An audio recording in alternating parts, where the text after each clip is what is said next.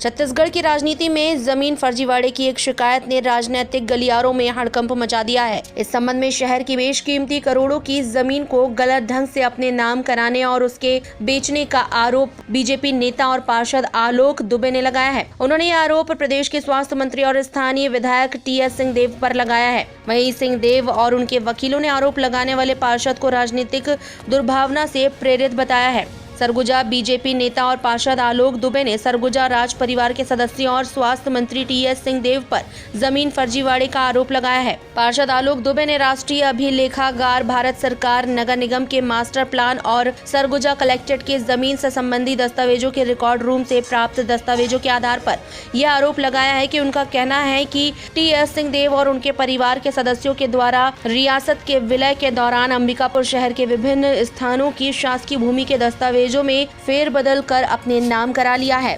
मैं जो प्रदेश के स्वास्थ्य मंत्री हैं श्री टीएस सिंहदेव जी, ये यहाँ के महाराजा भी कहलाते हैं। जब 1947 में स्टेट मर्ज हुआ और नागपुर में इनके तत्कालीन महाराजा और सीपीएन बरार के प्रीमियर के बीच जो समझौता होके इन्वेंट्री बनी इन लोगों की, और वो इन्वेंट्री 25 मार्च 1948 को बनी है। मेरे पास ये उपलब्ध है। इसमें स्पष्ट है कि कौन कौन संपत्ति महाराजा सरगुजा की निजी रहेगी और कौन कौन स्टेट की रहेगी, माने गवर्नमेंट की रहेगी। स्टेट को उसको अपने नाम करा के गलत तरीके से वो करोड़ों में बेचा है। ये कि यहाँ बहुत बड़ा चर्चित मामला है राज परिवार और टीएस सिंहदेव से जुड़ा हुआ। अंबिकापुर शहर के बीच में एक मौलवी शिवसागर बांध है जिसका रकबा है 3400, जिसका खसरा नंबर है 3467 और रकबा है 52 एकड़। इसके संबंध में माननीय सुप्रीम कोर्ट का 2001 में स्पष्ट आदेश है कि कोई भी तालाब, चाहे वो निजी हो कि शासकीय हो, अगर वो तालाब के रूप में दर्ज है तो उसका आप स्वरूप नहीं बदल सकते।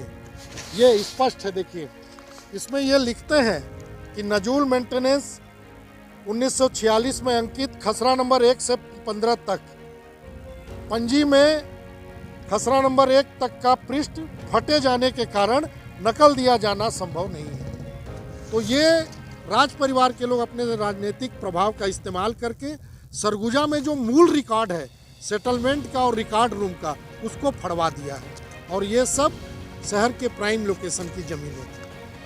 और दुर्भाग्य है, प्रजातंत्र का एक स्वरूप है कि कोई कुछ भी बोल सकता है। ठीक है, नियम है, कानून है, मानहानि के दावे हो सकते हैं, किंतु दुर्भाग्य ये होता है कि पहले कह के एक वातावरण, गलत प्रकार का वातावरण बनाने का लोग प्रयास करते हैं। मैं इसे उसी श्रृंखला की बात देख रहा हूँ जो किसी से कहलवाया गया था कि उनको मेरे से जान का खतरा है। ये वही लोग हैं, वही सोच के लोग हैं जो राहुल जी के आने के ठीक पहले एक और प्रयास कर रहे हैं कि किसी तरह से राहुल जी के सामने, छत्तीसगढ़ के नागरिकों के सामने मेरी छवि पे विपरीत प्रभाव पड़े। भारत सरकार के साथ जो समझौते हुए थे उसके अनुरूप उतनी थी।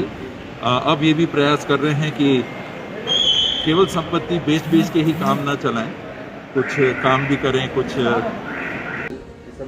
सुप्रीम कोर्ट के बड़े स्पष्ट निर्देश हैं और उसमें एक लैंडमार्क जजमेंट भी है, हिंचलाल तिवारी वर्सेस उत्तर प्रदेश का, उसमें एक लैंडमार्क जजमेंट है। इसमें ये कहा गया है कि जो वाटर बॉडीज़ हैं, यानी कि जो जल क्षेत्र हैं, किसी भी रूप में रहे, प्राइवेट हो या शासकीय, उसकी नौयत को बदला नहीं जा सकता है। तो इसको हम लोग पालन करते हैं और जितने भी हमारे शासकीय विभाग हैं और आवासीय, उसका उपयोग किया गया है, बिक्री किया गया है, जो कि उसकी नौयत को परिवर्तन करते हुए सुप्रीम कोर्ट के जो गाइडलाइंस है उसका भी उल्लंघन है।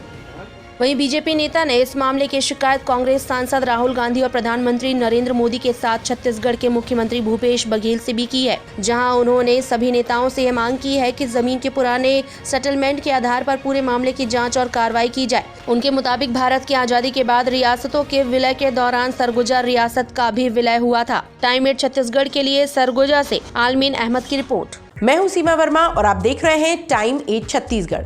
टाइम 8 छत्तीसगढ़ आपका अपना चैनल है तो अगर अब तक आपने चैनल को सब्सक्राइब नहीं किया है तो चैनल को सब्सक्राइब कर लें। इसके साथ ही चैनल को लाइक, फॉलो और शेयर करना ना भूलें। हमें इंतज़ार रहता है आपके कमेंट्स का।